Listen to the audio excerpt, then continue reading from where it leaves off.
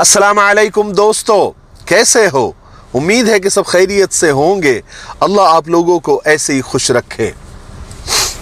आज मैं आप लोगों से कुछ मशवरा चाहता हूँ, कुछ राय लेना चाहता हूँ और कुछ दिल में बातें हैं बहुत ज़माने से, वो मैं आज शेयर करना चाहता हूँ। हो सकता है, बल्कि होगा, कि आज की मेरी बातें काबिल एतराज़ होगी। बहुत सारे लोगों को इस पर एतराज़ होगा, लेकिन अगर आप हालात को सामने रखें और इस्लाम को सामने रखें, इस्लाम की तालीम को आप सामने रखें, तो शायद एतराज़ ना करें। और अगर आप करना भी चाहते हैं तो कमेंट बॉक्स खुला हुआ है, आप अपनी राय दे सकते हैं।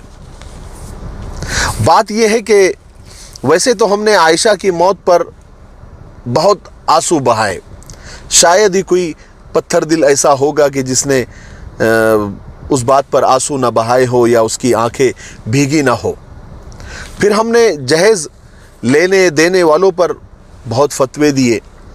किसी ने जहन्नम में भेजा, किसी ने उस पर लानत भेजी।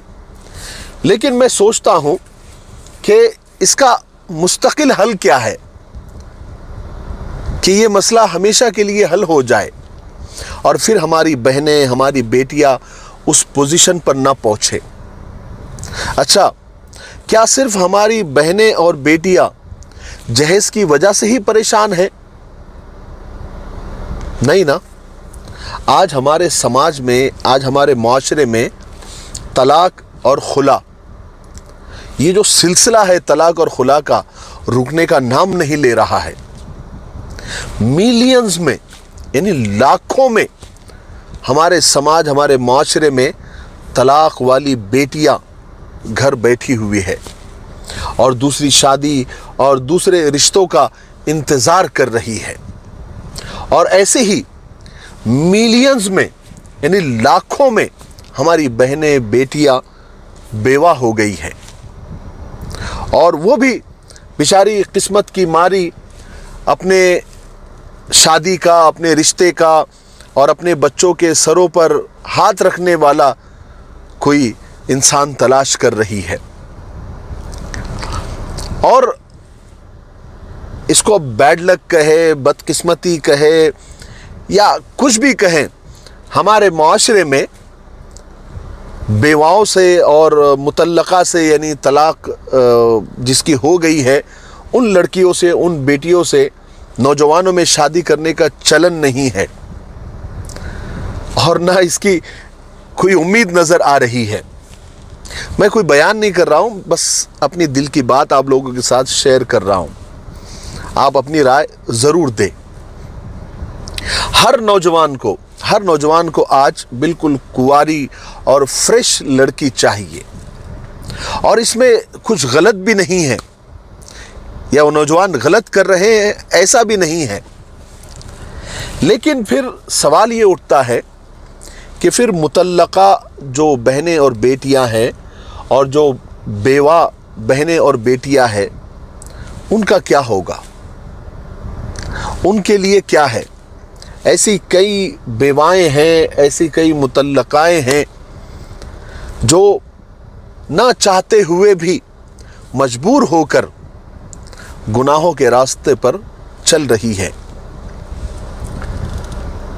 हमारे ही इलाके में पिछले दिनों कई लड़कियां लोगों ने, समाजी तंजीमों ने पकड़ी, तो मालूम पड़ा कि उसमें से कोई बेवा है, कोई तलाक वाली है और उसमें बहुत कम ऐसी है जिनकी शादियां नहीं हुई थी। लेकिन फिर वो और मज़हब वालों के साथ में भी, दीगर मज़हब वालों के साथ में भी पकड़ी गई, तो उसमें अक्सर बेवाओं और मुतल्लकाओं का ज़्यादा उनकी तादाद थी।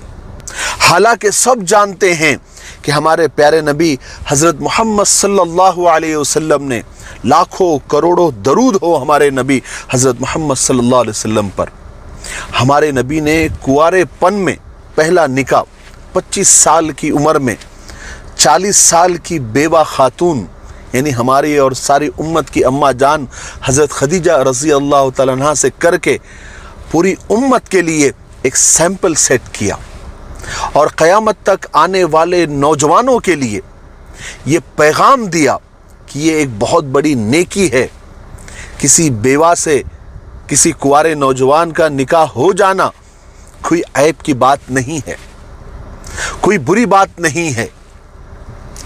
لیکن خیر چھوڑیے، اس کا چلن جب شروع ہوگا تب شروع ہوگا، ابھی کیا کیا جائے، ان بیواؤں کا، ان مطلقاؤں کا کیا کیا جائے؟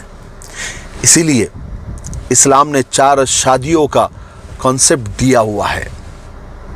جب تک ہم کم سے کم 2 شادیوں کا رواج نہیں ڈالیں گے، تب تک ان بہنوں کا، ان بیٹیوں کا، ان بیوہ اور مطلقہ بہنوں اور بیٹیوں کا، ان کے مسائل کیسے حل ہوں گے؟ انہیں سہارا کون دے گا؟ اور ان کے یتیم بچوں کو سہارا کون دے گا؟ اور مطلقہ ہے تو اس کے بے سہارا بچوں کو سر پر ہاتھ رکھنے والا کون ہوگا؟ نوجوانوں کو تو، کنوارے نوجوانوں کو تو کنواری لڑکی چاہیے۔ تو پھر یہاں اعتراض والی بات آ جاتی ہے، بہت سارے لوگوں کو اس پر اعتراض ہوگا کہ دیکھو یہ دوسری شادی اور تیسری شادی کی بات کرنے لگے ہیں، خاص کر کے ہمارے خواتین کو اس بات پر اعتراض ہوگا۔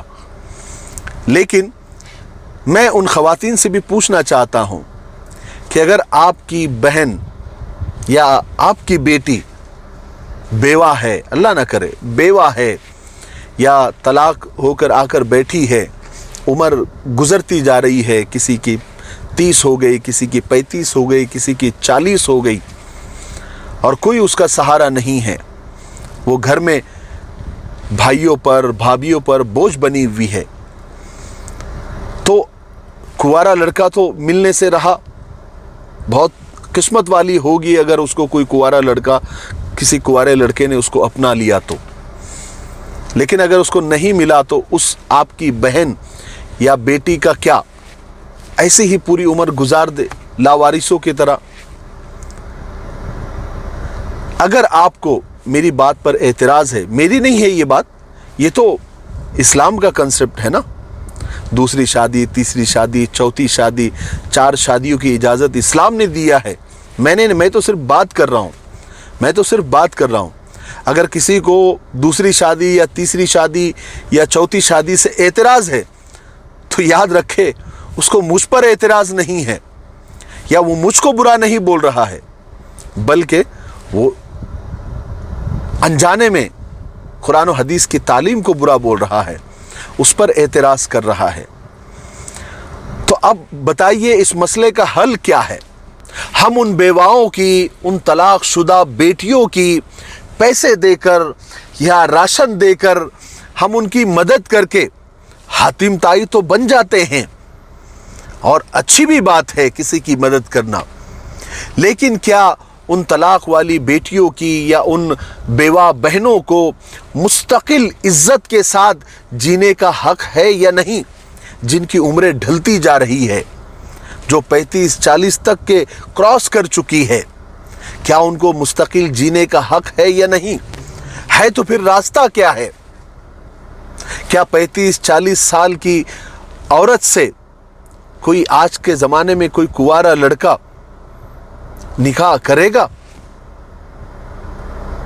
پھر جب وہ عورت اپنے بچوں کے خاطر اور اپنے پیٹ کے خاطر یا اپنے جسم کے خاطر گناہ کے کاموں میں لگ جاتی ہے یا زنا وغیرہ میں لگ جاتی ہے، تو ہم ان کو ہمیشہ جہنم میں بھیجنے کے لیے ایک ٹانگ پر کھڑے رہتے ہیں۔ اور کتنے تعجب کی بات ہے کہ دیکھیے، ایک عورت اس وقت خوشی سے تیار رہتی ہے جب اس کی بیوہ یا مطلقہ بہن، بیٹی جس کی عمر ڈھل رہی ہے، اس سے اگر کوئی شادی شدہ مرد دوسرا نکاح کرنا چاہتا ہے تو وہ کہتی ہے کہ بالکل کرے، بہت اچھی بات ہے۔ لیکن جب اس عورت کے سامنے یہی سچویشن جب اس کے شوہر کے لیے آ جاتی ہے، جب اس کا شوہر دوسری شادی کرنا چاہتا ہے تو پھر وہ اس کا روپ بدل جاتا ہے، وہ ہندا بن کر اس کے شوہر کا کلیجہ چبانے کو تیار ہو جاتی ہے۔ میں ایک سچی کہانی آپ کو سناتا ہوں۔ ایک عورت کے شوہر کا انتقال ہو گیا، 3 بچوں کی ماں بیوہ ہو گئی، عمر 35 سال۔ سسرال والوں نے تنگ کرنا شروع کیا، بچوں کی پرورش، ان کو پالنا پوسنا ایک بہت بڑا چیلنج تھا، اس لیے گھر کو چھوڑ دیا اور کہیں کرائے سے گھر لے کر رہنے لگی، اور اس نے ایک غلط راستے کا انتخاب کیا، یعنی غلط کام کرنے لگ گئی۔ اب گھر میں نوجوانوں کا آنے جانے کا سلسلہ شروع ہوا، جس سے اس عورت کے پاس پیسے آنے لگ گئے، اس کا گھر چلنے لگ گیا، اور صرف یہی نہیں بلکہ اس کا بینک بیلنس بھی بڑھنے لگ گیا۔ اب جو اطراف و اکناف کے یعنی اڑوس پڑوس میں ذرا چیمہ گوئیاں ہونے لگی، باتیں ہونے لگی کہ لوگوں نے مل کر محلے کے مسجد کے ٹرسٹیوں کو اور امام صاحب کو شکایت کی کہ محلے کے بچے بگڑ رہے ہیں، محلے کا ماحول خراب ہو رہا ہے، اس عورت کو نصیحت کرنا ہوگا یا تو پھر اسے یہاں سے نکالنا پڑے گا، اسے یہاں سے نکلنے پر مجبور کرنا پڑے گا۔ باقاعدہ میٹنگ وغیرہ ہو گئی اور 2 ٹرسٹی اور امام صاحب طے ہو گئے کہ ہم جا کر اس عورت سے بات کریں گے اور اس کو سمجھائیں گے اور یہاں سے اس کو نکلنے پر مجبور کریں گے۔ بہرحال امام صاحب اور 2 ٹرسٹی اس عورت کے گھر پر گئے۔ امام صاحب نے قرآن و حدیث کی روشنی میں اس گناہ کی، اس زنا کی برائی بیان کر دی اور نصیحتوں کے دانے بکھیر دیے، اور وہ عورت خاموشی سے سب سنتی رہی، اور پھر بعد میں اس نے کہا کہ میں کچھ بولوں، تو امام صاحب نے اور ٹرسٹیوں نے کہا کہ ہاں بولیے۔ اس نے کہا کہ میرے شوہر کو انتقال ہوئے 2 سال ہو گئے ہیں، میرے ماں باپ بھی اس دنیا میں نہیں ہے، ایک بھائی ہے، اس کی زندگی بھی بڑی مشکل سے گزر رہی ہے، سسرال والوں نے جینا مشکل کر دیا۔ پھر وہ عورت رونے لگ گئی اور اپنے بچوں کو امام صاحب اور ٹرسٹی کے آگے کر دیا اور ان سے پوچھا کہ ان بچوں کو میں کس طرح سے پالوں پوسوں، آپ بتائیے، ان کا نظم کون کرے گا، ان کے مستقبل کے بارے میں کون سوچے گا۔ اس عورت نے کہا کہ میں گنہگار ضرور ہوں، مجھے پتا ہے، لیکن میں کیا کروں؟ میرے شوہر کے انتقال کے بعد، عدت گزرنے کے بعد میں نے کافی رشتے تلاش کیے، لیکن سب نے انکار ہی کیا۔ ہاں، گناہ کرنے کے لیے سب تیار تھے، لیکن نکاح کرنے کے لیے کوئی تیار نہیں تھا۔ اب آپ لوگ تینوں میرے پاس آئے ہو نا، چلو آپ تینوں کے سامنے میں آفر رکھتی ہوں کہ آپ تینوں میں سے جو چاہے مجھ سے نکاح کر لے، میں اس سے نکاح کرنے کے لیے تیار ہوں۔ اسلام نے دوسری شادی کی اجازت دی ہے نا، بلکہ مجھ جیسی عورت سے تو نکاح کرنے پر ثواب بھی ملے گا۔ آپ تینوں میں سے کوئی بھی مجھ سے نکاح کر لے، میں سارے گناہ کے کام چھوڑ کر عزت کے ساتھ میں جیوں گی اور عزت کے ساتھ رہوں گی۔ مجھے شوہر مل جائے گا، میرے بچوں کے سر پر باپ کا سایہ آ جائے گا اور ہم عزت کی زندگی گزاریں گے، اور قسم کھاتی ہوں کبھی زندگی میں نہ پردے سے باہر نکلوں گی، نہ کسی غیر محرم مرد کو دیکھوں گی، عزت کے ساتھ آپ کی خدمت بھی کروں گی، سیوا بھی کروں گی، اور بیوی کا پورا حق ادا کروں گی۔ یہ سننا تھا تو امام صاحب کیا اور ٹرسٹی کیا، ان کے پیروں تلے زمین کھسک گئی۔ انہوں نے خاموشی سے یہاں سے نکلنا ہی مناسب سمجھا۔ کوئی کہنے لگا کہ نہیں، میری ایک بیوی کافی ہے، کوئی کہنے لگا کہ نہیں، میری بیوی مجھے مار ڈالے گی، کوئی کہنے لگا، مطلب الگ الگ بہانے کر کے وہاں سے نکل گئے۔ پھر دوسرے دن لوگوں نے دیکھا تو وہ عورت گھر خالی کر کے، لاک کر کے محلہ چھوڑ کر چلی گئی تھی، پتہ نہیں کہاں گئی، لیکن ایک اس نے نوٹ دروازے پر لگا دیا، ایک پرچہ لگا دیا اور کہا کہ اسلام کی تعلیمات کے بارے میں باتیں کرنا بہت آسان ہے، لیکن اس پر عمل کرنا بہت مشکل کام ہے۔ لوگ باتیں تو کرتے ہیں لیکن اس پر عمل نہیں کرتے۔ لیکن پھر بھی امام صاحب آپ ہمارے پاس آئے، مجھے سمجھایا، میں اپنی زندگی سے توبہ کرتی ہوں، دیکھتے ہیں اللہ مالک ہے۔ بہرحال کہانی تو ختم ہوئی، لیکن واقعی ایسی کتنی بیوائیں، ایسی کتنی مطلقائیں، یعنی ایسی کتنی طلاق شدہ عورتیں، بہنیں، بیٹیاں ہیں جن کی عمریں ڈھلتی جا رہی ہے، وہ اپنی قسمت کو کوس رہی ہے، ان کے آنسو سوکھ گئے ہیں، لیکن کوئی ان کی پکار سننے والا نہیں ہے، کوئی ان سے نکاح کرنے کے لیے تیار ہی نہیں ہے، کیونکہ دوسری شادی کا پتہ نہیں، یہاں ہمارے معاشرے میں دوسری شادی مطلب ایسا ہوتا ہے کہ جیسے کوئی رکھنے پر جتنا بدنام کیا جاتا ہے، ایسے دوسری شادی کرنے والوں کو بدنام کیا جاتا ہے۔ حیرت ہے۔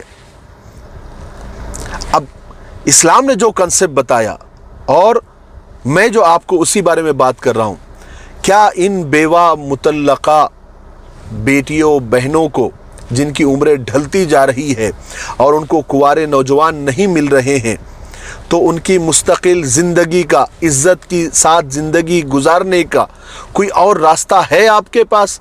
اسلام نے تو یہ بتایا ہے۔ آپ کے پاس کوئی اگر راستہ ہے تو کمنٹ باکس میں ضرور بتائیں۔